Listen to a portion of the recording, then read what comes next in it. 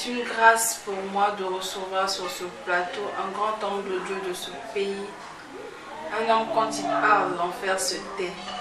Ce soir, nous avons reçu le messager fidèle. Lui qui ne répète jamais les mêmes thèmes tout le temps. Ce mois-ci, nous avons un grand thème que nous développons, c'est après ces choses. Mais nous avions un sous-thème chaque semaine. Papa, cette semaine-là, au bon libiso ni quand on peut passer au bon libiso, la niveau ça moi aperçu mon ke bon pe se bana posa bayaka okolo yenga. Oui, toujours après ces choses, c'est ça le grand thème, ce qui suit un événement. Cette semaine, nous allons parler sur la traversée du désert. Alors, pour mieux comprendre cet enseignement, il faut d'abord connaître qu'est-ce que c'est le désert. Parce que c'est pour mieux parler de la chose, il faut connaître le fond de la chose. Donc, toujours après ces choses, nous allons parler sur ce thème qui est la traversée du désert. Alors, généralement, on définit le désert comme étant un lieu inculte, sec et aride, loin de demeure des hommes, où il pleut rarement, mais il fait très chaud. C'est ça le désert.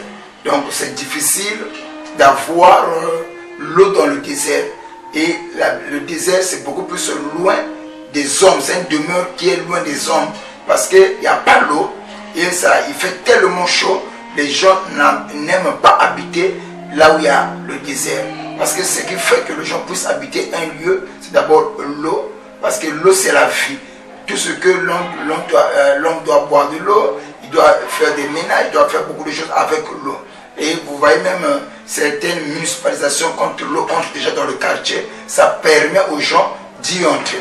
Mais dans le désert, il n'y a pas l'eau. C'est un lieu aride, sec. Et bon, généralement, c'est loin de demeure des hommes. C'est ça le désert. Mais le désert dont il est question ici, ce n'est pas le désert physique. Parce que nous avons plusieurs formes de désert. Il y a le désert que nous appelons sablonneux. C'est aussi, ça fait partie du désert. Il y a aussi le désert rocheuse. Donc il y en a plusieurs, il y a plusieurs formes de désert, là sur le plan physique. Mais là, il n'est pas question de désert physique, nous parlons du désert spirituel. Alors quand nous parlons de désert spirituel, c'est l'image ou c'est le symbolisme de difficultés, de problèmes, de maux que les enfants de Dieu sont en train d'endurer, que les enfants de Dieu vivent. C'est ce désert-là, il est question ici. La stérilité peut être un désert, le chômage peut être un désert, le blocage peut être un désert, la maladie peut aussi être un désert. Maintenant, nous parlons comment traverser cette étape-là pour y accéder là où il y a la fertilité, pour y accéder là où il y a la bénédiction, pour y accéder là où il y a la main de Dieu. Donc c'est dans ce thème-là que nous sommes en train de parler sur le traversée du désert. Alors, mais j'aimerais prendre un passage de la Bible où nous allons parler sur Ézéchiel chapitre 16, du verset 1 à 6. Nous parlons, mais qu'est-ce qui pousse les gens dans le désert? Parce qu'aujourd'hui, c'est vrai, tu souffres. C'est vrai, aujourd'hui, tu n'as pas d'argent. Tu as des blocages, tu es tombé malade. Mais qu'est-ce qui t'a poussé dans cette situation ou dans ce que tu vis? Alors, nous allons prendre ce passage-là dans le livre d'Ézéchiel chapitre 16, le verset 1 à 6. Ézéchiel 16, le verset 1 à 6. La parole de l'Éternel me fut adressée en ce mot. Fils de l'homme, fais connaître à Jérusalem ses abominations. Tu diras, ainsi parle le Seigneur éternel de Jérusalem, à Jérusalem. Par ton origine à ta naissance, tu es du pays de Canaan. Ton père était amoréen et ta mère une Étienne. À ta naissance, au jour où tu naquis, ton nombril n'a pas été coupé. Tu n'as pas été lavé dans l'eau pour être purifié. Tu n'as pas été frotté avec le sel. Tu n'as pas été enveloppé dans des langues. Nul n'a porté sur toi un regard de pitié pour te faire une seule de ces choses par compassion pour toi. Mais tu as été jeté dans le champ au jour de ta naissance parce qu'on avait l'horreur de toi. Je passais près de toi, oh Maï, et je t'ai aperçu baigné dans ton sang. Et je t'ai dit, dans ton sang. Je te dis, vis dans ton sang. Vous voyez? Donc, la cause, c'est ce qui fait qu'une chose s'opère. Donc, nous parlons sur les causes du désert. La cause, c'est ce qui fait qu'une chose s'opère. Ou que c'est ce qui fait qu'une chose s'opère ou qu'une chose se produise. C'est ce que nous appelons par la cause. Ou qui occasionne une chose. C'est ce que j'allais dire. Vous comprenez, c'est parfois l'absus quand nous parlons, nous allons un peu vite. Donc nous parlons ceci, je répète pour la bonne compréhension. Quand on parle de la cause, c'est ce qui fait qu'une chose s'opère, ou c'est ce qui produit ou occasionne une chose. Alors, n'oublie pas que dans la vie, il y a ce que nous appelons la loi de la causalité. La loi de la causalité, c'est ce qui fait qu'il y ait un rapport, la loi de cause à l'effet. Donc c'est ça, la loi de la causalité. On ne peut jamais parler des causes s'il n'y a pas des effets, plutôt s'il n'y a pas la cause quelque part. Alors, ici, on parle de Jérusalem. Et nous voyons que Jérusalem, c'est une ville sainte. Et Jérusalem a beaucoup causé. C'est une ville sainte. Mais cette ville-là, la Bible nous dit que Dieu a aimé Jérusalem. Mais Jérusalem, il n'y a pas une ville où il y a eu beaucoup d'abominations comme Jérusalem. Mais pourquoi toutes ces atrocités ont été braquées sur Jérusalem? Alors ici, Dieu révèle à Ézéchiel, qui est le prophète, pourquoi Jérusalem ou les habitants de Jérusalem avaient toujours tendance d'y retourner dans le péché et de commettre des actes abominables. C'est parce que Dieu a commencé à expliquer. Parce que dès l'origine de Jérusalem, c'est ça qui est à la base, c'est-à-dire les origines. Or, là, on voit déjà quand Dieu parle à Ézéchiel, il lui fait comprendre. Dès tes origines, tu es cananéen et ton père était un Amoréen. C'est ça, Jérusalem. Et quand tu es né, l'ombrine n'a pas été coupée. Alors, du coup, toutes les fois il y a eu cet esprit de réclamation que les habitants de Jérusalem étaient tentés d'y retourner dans des actes abominables. C'était à cause de leur origine. Alors, plus loin, nous allons voir Jérusalem avait une origine mauvaise. Et cette origine réclamait les enfants d'Israël de temps en temps. Alors par là, on comprend déjà. Si aujourd'hui, on ne vit pas une vie de sainteté, c'est à cause de nos origines. Voilà pourquoi la Bible nous dit que vous connaîtrez la vérité et la vérité vous affranchira. Donc tu dois connaître d'où tu viens. Et tu dois connaître qu'est-ce que tu as fait. Et tu dois connaître aussi la parole de Dieu. Et quand tu connais ces trois dimensions de vérité, alors je pense que la prière que tu feras sera une prière ciblée, calculée, planifiée, en même temps préparée. C'est difficile d'échouer quand tu connais ces choses-là. Alors, par Jérusalem, nous comprenons déjà, il y a eu beaucoup d'actes abominables qui ont été connus à travers Jérusalem, beaucoup de crimes, beaucoup de choses que Dieu a détestées, que Dieu a réprimandées à Jérusalem, c'était à cause de ses origines, d'après Ézéchiel chapitre 16. Merci papa pour ce sous-thème de la semaine, la traversée du désert. Papa nous a défini qu'est-ce que c'est que le désert. C'est un lieu inhabité, c'est un lieu où il n'y a pas d'eau, où il fait chaud et tout, etc. Mais papa a détaillé encore que le désert dans lequel il parle, ce n'est pas un désert physique, mais c'est plutôt un désert spirituel. La majorité des femmes, la majorité des personnes souffrent actuellement. Au fond, en fait, par la forme, ils montrent aux gens qu'ils sont bien, mais au fond, ils souffrent. Cela aussi est un désert. Tu peux être une femme, tu as tout à la maison, tu ne manques de rien, tu as tout le monde qui peut travailler à ta disposition, mais il te manque par exemple un enfant, tu es stérile, cela est un désert pour toi.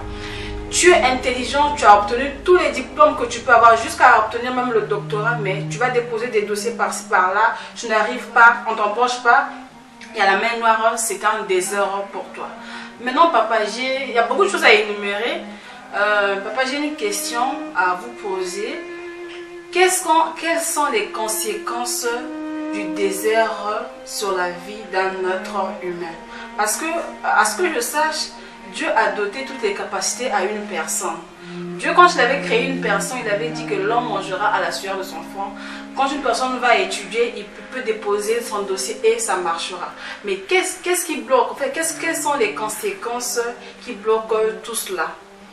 Ok, les conséquences du désert, déjà je pourrais dire déjà comme le désert dont il est question, comme maman vient de le dire, ce n'est pas le désert physique.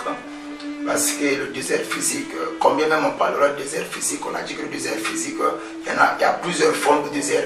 Il y en a aussi le désert rocheuse, il y a aussi le désert sablonneux. Donc du coup, quand on parle aussi du désert spirituel, il y en a aussi plusieurs.